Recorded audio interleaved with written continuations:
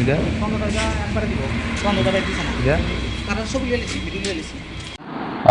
আমাদের কাছে খবর ছিল যে এমবিবি এয়ারপোর্টে তিনজন বাংলাদেশি আসবেন। সেই অনুযায়ী আমরা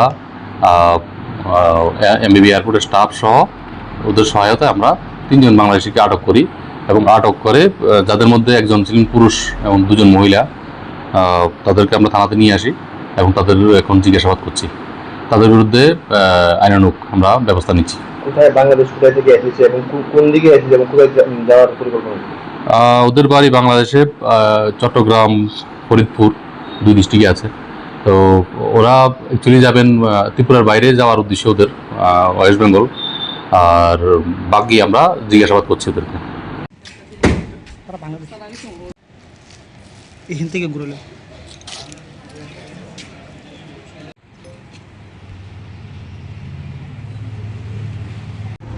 তুমি এত দেরি করলা, 2:30টা টাইম দিছে, ফোনে 3টা টাইম দিছে।